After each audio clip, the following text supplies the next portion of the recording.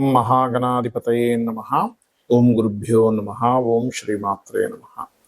అరుణాం కరుణాతరంగితాక్షీం ధృతపాశాంకుశపుష్పబాణచాపాం అనిమాదిభిరావృతాం మయూకైః అహమిత్యేవ విభావయే భవానీ. శ్రీమాత్రే నమః. ప్రేక్షకులకి ఆ లలితాంబిక అమ్మవారి యొక్క అనుగ్రహం పరిపూర్ణంగా కలగాలని స్ఫూర్తిగా కోరుకుంటూ మనం ఈరోజు వివాహము తర్వాత వాళ్ళ యొక్క లైఫ్ స్టైల్ చాలా మార్పులు వస్తాయండి. వివాహ జీవిత భాగస్వామి గనక మంచి వ్యక్తి వస్తే వాళ్ళ యొక్క జీవితం 90% మారిపోతుంది పాజిటివ్గా. అదే సరైన వ్యక్తి రాకపోతే 99%, 90 నుంచి 99% కూడా కావచ్చు, ఒక్కోసారి నెగిటివ్లోకి వెళ్ళిపోతుంది. మరి వివాహం తర్వాత కొన్ని సంఘటనలు వాళ్ళలో ఇవాళ రేపు మనం చూస్తున్నాం. భార్యని భర్త చంపేయడం, భర్తను భార్య చంపేయడం, చాలా సంఘటనలు ఈ మధ్య మరి ఈ నెల అయితే ఎక్కువగా చూసాం. మరి మీకు కలిసి రావాలి, మ్యారేజ్ తర్వాత ఎటువంటి ఇబ్బందులు కలగకుండా ఉండాలంటే ఏం చేయాలి, అసలు ఎటువంటి కాంబినేషన్ ఉంటాయి, ఎటువంటి లగ్నం వారికి వివాహ సంబంధంగా బాగుంటుంది, బాగోకపోతే ఏ పరిహారాలు చేసుకోవాలి అనేటువంటి విషయాలు ఇప్పుడు మనం తెలుసుకుందాం. అయితే ఈ విషయాలు చెప్తుంది నేనైనప్పటికీ కూడా చెప్పిస్తుంది సాక్షాత్ లలిత అమ్మవారిగా భావిస్తూ ఒక్కొక్కరి గురించి తెలుసుకుందాం. మిథున లగ్నము, మిథున రాశి. మిథునం వారికి మీరు గమనించండి, వారి యొక్క జీవిత భాగస్వామి మంచి గైడింగ్ నేచర్ కలిగి ఉంటారు మిథున లగ్నం వారికి. అయితే ఇక్కడ ఏంటంటే గైడింగ్ నేచర్ కలిగి ఉంటారు, ఒకరికొకరు చెప్పుకుంటూ ఉంటారు, ఇలా చేస్తే బాగుంటుంది, అలా చేస్తే, ఒక గురు శిష్యుల్లాగా. అయితే ఇక్కడ మీరు గమనించండి, వివాహం తర్వాత అలాగే వచ్చేటువంటి జీవిత భాగస్వామికి మిథున లగ్నం వారికి ఆ గురువు గనక పాడవకపోతే ఎప్పుడు ఏదో ఒకటి నేర్చుకుంటూ ఉంటారండి, అంటే ఎప్పుడు ఏదో ఒకటి చదవడం.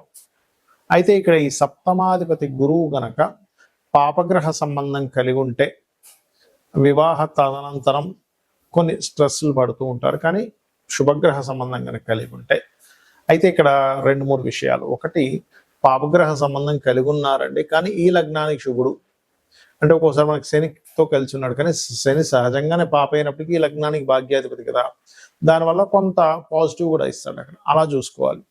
ఆ రకంగా ఈ గురువు అంటే సప్తమాధిపతి గురువు ఎప్పుడైతే మీకు ఉన్నాడో, ఇది కొంతవరకు సప్తమాధిపతి దశమాధిపతి ఒకటైనంత ఒకటే జీవిత భాగస్వామి ఎప్పుడు ఏదో చదవడం నేర్చుకోవడం జరుగుతూ ఉంటాయి. రెండవది, వీరు వివాహం తర్వాత ఏదైనా స్పిరిచువల్ రిలేటెడ్ వాటిలోకి వెళ్ళడము, టీచింగ్ రిలేటెడ్, ట్రైనింగ్ రిలేటెడ్ సంబంధించినవి వీళ్ళు ఎంటర్ అయినట్లయితే కన్సల్టెన్సీస్ కానీ, టీచింగ్స్ కానీ, ట్రైనింగ్స్ కానీ, ఇటువంటి వాటి మూలంగా మీకు ఈ వివాహం తర్వాత ఉండేటువంటి అదృష్టం అనేటువంటిది క్రియేట్ అవుతూ ఉంటుంది. అయితే ఇది మీరు ఏ ప్రొఫెషన్లోకి వెళ్ళాలనేటువంటి సప్తమాధిపతి గురువుతో పాటు దశమాధిపతి కూడా గురువు అవుతున్నాడు కాబట్టి మీ గురువు యొక్క స్థితి అనేటువంటిది మెయిన్గా అక్కడ రూల్ చేస్తూ ఉంటుంది. కాబట్టి ఈ యొక్క విషయాలు జాగ్రత్త పడుతూ ఉండాలి. అదేవిధంగా గురువు ఎక్కువగా రాహు ద్వారా పాడవుతాడు, గుర్తుపెట్టుకోండి. రాహుతో పాడైతే ఏమవుతుందంటే కొన్నిసార్లు జీవిత భాగస్వామి ద్వారానే ఇబ్బంది పడటం. అలా కాదండి, మాకు చక్కగా శుక్రుడితో ఉన్నాడు గురువు, చాలా చక్కగా ప్రేమించి పెళ్లి చేసుకోవడం, ఇట్లాంటివన్నీ జరుగుతాయి. అయితే ఇక్కడ మీకు సప్తమాధిపతి వ్యయాధిపతి చూసుకుంటే, సప్తమాధిపతి గురువు, వ్యయాధిపతి శుక్రుడు. కాబట్టి శుక్రుడు పాడయ్యాడు, అలాంటప్పుడు లక్ష్మీ గణపతి ఆరాధన చేసుకోండి. లేకపోతే ఏమవుతుందంటే 12వ అధిపతి అయినందుకు వివాహ జీవిత కారకుడు అయ్యాడు కాబట్టి ఆయన దానివల్ల కొంత సెపరేట్గా ఉండడం, ఇట్లాంటివి జరుగుతుంటాయి. కాబట్టి మీరు ఏం చేయండి, సప్తమాధిపతి ఎవరితో ఉన్నాడు, వ్యయాధిపతి ఎవరితో ఉన్నాడో చూసుకొని ఇప్పుడు నేను చెప్పినటువంటి ఒక్కొక్క గ్రహానికి ఏ గ్రహాలు కలిసినా అవి చేసుకున్నట్లయితే ప్రాబ్లం అనేటువంటిది క్లియర్ అవుతుంది. మొట్టమొదటిగా మీ యొక్క సప్తమాధిపతి ఉదాహరణకి రవితో కలిసి ఉన్నాడు. రవి అంటే సూర్య భగవానుడు గ్రహరాజుగా చెప్తూ ఉంటారు, తన చుట్టూ అన్ని గ్రహాలు తిరుగుతూ ఉంటాయి. ఇప్పుడు ఈ రవి ద్వారా కనుక మీ సప్తమాధిపతి కంబస్ట్ అయ్యాడు అనుకోండి, అంటే అస్తంగత్వ దోషంలోకి వెళ్ళిపోయాడు, దాన్నే మనకి మౌఢ్యమి అని కూడా అంటాం గోచారంలో. అప్పుడు సూర్య భగవానుడికి చేసుకోవాలంటే ఏంటి, సూర్య ఆరాధన చేసుకోవడం, ఆదిత్య హృదయం చదవడం, గోవులకి గోధుమ రవ్వ తినిపించడము, తండ్రితో గొడవ పెట్టుకోకుండా తండ్రిని చక్కగా గౌరవించడం, తండ్రి కాళ్ళకి నమస్కరించుకోవడం చేస్తూ ఉంటే ఆత్మకారకుడు సూర్య భగవానుడు, తండ్రి కారకుడు, మెడికల్ వీటికి కారకుడు, ఎవరికైనా మెడికల్ సంబంధించిన ఏదైనా సేవలు చేస్తూ ఉండాలి, అప్పుడు సూర్య అనుగ్రహం కలుగుతుంది. అలా కాకుండా అంటే ఇప్పుడు ఒకవేళ సూర్యుడితో కనుక సప్తమాధిపతి ఉంటే కొంచెం డామినేటివ్గా ఉంటారు, శుక్రుడు ఉన్న సూర్యుడితో అలా ఉంటూ ఉంటారు. లైక్ ఎక్కువగా శుక్రుడితో కనుక సూర్యుడు ఉంటే ఇక్కడ స్పర్మ్ కౌంట్ కూడా తక్కువగా ఉంటుంది అని చెప్తూ ఉంటారు. పురుషులకి. స్త్రీలకైతే వాళ్ళకి వేడి స్వభావం ఎక్కువగా ఉంటుంది. అలా కాకుండా చంద్రుడు సంబంధాలు వచ్చాయి సప్తమ సంబంధానికి. చంద్రుడు అంటే ఏంటి? చంచలత్వము. అది స్త్రీకి కావచ్చు, పురుషుడికి కావచ్చు. మీకు వచ్చే జీవిత భాగస్వామి కాస్త ఎక్కువగా ఎమోషన్గా ఉండడం, కొంచెం స్థిరత్వం లేకపోవడం, ఇలాంటివి జరుగుతుంటాయి. అలాంటప్పుడు బియ్యము దానంగా ఇవ్వడం, ఇందాక రవి అయితే గోధుమలు, బియ్యం దానంగా ఇవ్వడం, గోవులకి ముల్లంగి తినిపించడము, అదేవిధంగా కాస్త నీటి ప్రదేశాలు వెళ్ళినప్పుడు కొంత జాగ్రత్తగా ఉండడము, ఎక్కువ ఎమోషన్స్ అయిపోయేటప్పుడు వారిని మెడిటేషన్ చేయమని చెప్తూ ఉండాలి. ఏమొద్దంటే ఓవర్ ఎమోషన్స్ అయిపోవడం, తద్వారా కూడా ఇద్దరి మధ్యన గొడవలు వస్తూ ఉంటాయి. అయితే ఇక్కడ సప్తమ స్థానం అనేటువంటిది ఎప్పుడు కూడా జీవిత భాగస్వామి యొక్క రూపురేఖల్ని, వాళ్ళు ఎలా ఉంటారు అనేటువంటిది చెప్తుంది. కానీ 12వ స్థానం అనేటువంటి ఒకటి ఉంటుంది. అదేమిటంటే మీ మ్యారిటల్ లైఫ్ ఆఫ్టర్ మ్యారేజ్ తర్వాత ఎలా ఉంటుందో అని చెప్తుంది. దానికి కూడా ఇప్పుడు ఇందాక మనం చెప్పుకున్నటువంటి రవి సంబంధం వస్తే ఈగో క్లాషెస్ వల్ల, చంద్ర సంబంధం వస్తే ఓవర్ ఎమోషన్స్ వల్ల, అంటే నా ఎమోషన్స్ నీకు అర్థం అవ్వట్లేదు, లేకపోతే నీ ఎమోషన్స్ నువ్వు సరిగా వ్యక్తపరచట్లేదు అనేటువంటి ఎక్కువగా వస్తుంటాయి చంద్రుడు. కాబట్టి బియ్యం దానంగా కూడా మెడిటేషన్ చేయడం చేస్తుండాలి. ఇక కుజుడు సంబంధం వచ్చింది అనుకోండి, సప్తమాధిపతికి లేదా 12కి సంబంధం వచ్చింది అనుకోండి, అనవసరమైనటువంటి చిన్న చిన్న గొడవలకే పోలీస్ స్టేషన్స్కి వెళ్తూ ఉంటారు. లేకపోతే మ్యాన్ హ్యాండ్లింగ్ అంటూ ఉంటాం. కొన్నిసార్లు భర్త భార్యను కొడితే, కొన్ని సందర్భాల్లో భార్య కూడా భర్తను కొట్టేటువంటి ఉంటాయి. ఎందుకు అంటే కుజుడు గొడవలకి కారకుడు, పోలీస్ స్టేషన్స్కి కారకుడు. అలాంటప్పుడు ఏం చేయాలి? సుబ్రహ్మణ్యేశ్వర స్వామి ఆరాధన, లేనట్లయితే మీరు చక్కగా గోవులకి క్యారెట్స్ తినిపించడము, మరియు అదేవిధంగా కుజగ్రహం దగ్గర దీపారాధన చేయడము, కందులు దానంగా ఇవ్వడం చేస్తూ ఉండాలి. కొన్నిసార్లు బుధగ్రహ సంబంధం వస్తుంది. సర్వసాధారణంగా బుధగ్రహ సంబంధం వచ్చినప్పుడు జీవిత భాగస్వామి మంచి తెలివైన వాళ్ళు, బిజినెస్ రిలేటెడ్ ఉంటాయి. కానీ ఆ బుధుడు పాడై సంబంధం వచ్చింది, అంటే నీచ సంబంధం వచ్చింది, ఇంకో పాపగ్రహంతో కలిసి ఉన్న బుధుడు, అలాంటప్పుడు ఏమైపోద్ది అంటే ఇంకా వాదిస్తూ ఉంటారు జీవిత భాగస్వామి. మీరు ఏం చెప్తున్నా సరే దాని మీద ఒక వాదన, మీరు మంచి చెప్పిన వాదన వస్తుంది, ఏదైనా ఇష్యూ వచ్చినా వాదన, ఖచ్చితంగా వాదన వస్తూ ఉంటుంది బుధుడు పాడైతే కనుక. అలాంటప్పుడు ఇంట్లో ఎక్కువగా విష్ణు సహస్రనామాలు వింటూ ఉండాలి. బుధగ్రహానికి సంబంధించిన పెసలు దానంగా ఇవ్వడము, మరియు అదే విధంగా గమనించుకున్నట్లయితే దీంతో పాటు మీరు గోవులకి గోంగూర తినిపించడము, ఇటువంటివి చేస్తూ ఉన్నట్లయితే చాలా అంటే చాలా మటుకు క్లియర్ అవుతుంది. ఇలా ఉన్నప్పుడు ఏంటంటే ఆర్గ్యూ చేయకుండా పక్కకి వెళ్ళిపోవడం మంచిది. ఇంకా ఎక్కువ ఆర్గ్యూ అవుతూ ఉంటే, ముఖ్యంగా 12వ స్థానాధిపతి దగ్గర సంబంధం వస్తే ఇంకా ఎక్కువ ఇబ్బంది వస్తూ ఉంటుంది. అదేవిధంగా బంధువర్గం మూలంగా కొన్ని అపనిందలు పడడం, నువ్వు భర్తను సరిగ్గా చూసుకోవట్లేదంట, భార్యను సరిగ్గా చూసుకోవట్లేదంట అని.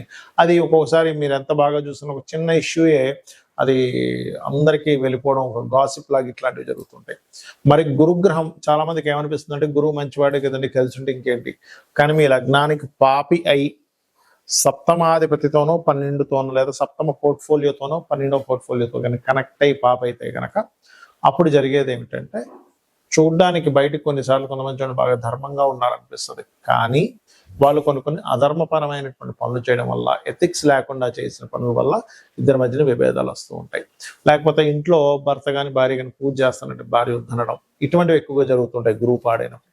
అలాంటప్పుడు దక్షిణామూర్తి ఆరాధన చేయడము, శనగలు దానంగా ఇవ్వడం, మీరైనా ఇవ్వచ్చు, మీ జీవిత భాగస్వామితోనైనా ఇప్పించవచ్చు. అలాగే గోవులకి గోసేవ చేసుకుంటే అరటి కాయలు, సన్నగా తురిమి అరటికాయలు, మనం కూర వండుకునేది అరటి పళ్ళు కాదండి, అరటికాయలు తినిపించడం చేస్తే బాగుంటుంది. ఇక కొంతమందికి డైరెక్ట్గా శుక్రుడే పాడవుతాడు. అంటే ఇది ఎంత డేంజరస్ అంటే, ఇది ఎక్కువగా మన ధనులగ్నానికి ఎక్కువ దీని ఎఫెక్ట్ ఉంటుందండి. ఎందుకంటే షష్టమ లాభాధిపతి పూర్వజన్మ కర్మకారకుడు.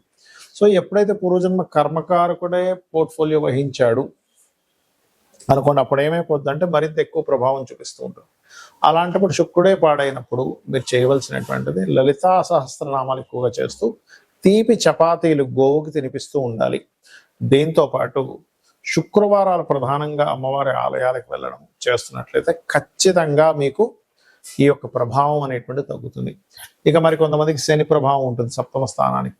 అలాంటప్పుడు ఏమవుతుందంటే లేట్ మ్యారేజెస్ అవ్వడం, ఎప్పుడు ఏదో ఒక నిందలు పడ్డం వివాహం తర్వాత, అదేవిధంగా వివాహం తర్వాత చాలా విషయాలు లేట్ అవ్వడం జరుగుతుంటుంది. అలాంటప్పుడు ఏమీ కంగారు పడకుండా మీరు చక్కగా నువ్వులు దానంగా ఇవ్వడము, గోవులకి బెల్లం తినిపించడం, ఇట్లా చేస్తుంటారు. ఇక రాహుకేతువుల ప్రభావం వస్తే, ముఖ్యంగా రాహు ఇల్యూజన్కి, ఇమాజినేషన్కి కారణం. వచ్చేటువంటి వారు ఎక్స్పెక్టేషన్స్ ఎక్కువ పెట్టుకుంటారు. కాబట్టి రాహు ప్రభావం ఉన్నప్పుడు దుర్గా ఆరాధన చేయడం, మినుములు దానంగా ఇవ్వడం చేస్తూ ఉండాలి. కేతు ప్రభావం ఉంటే కాస్త సెపరేషన్, అప్పుడప్పుడు దూరంగా ఉండడం జరుగుతుంటుంది. దాన్ని అర్థం చేసుకోవాలి. చాలా మంది ఏమంటారంటే నేను దూరంగా ఉండను అంటున్నప్పుడు అదేమవుతుంది, దూరంగా ఉండే యోగాలు భార్యాభర్తల మధ్యన వచ్చినప్పుడు వీళ్ళు కొంతకాలం దూరంగా పెడుతూ ఉండాలి. అందుకే మనకు చూడండి ఆషాఢ మాసంలో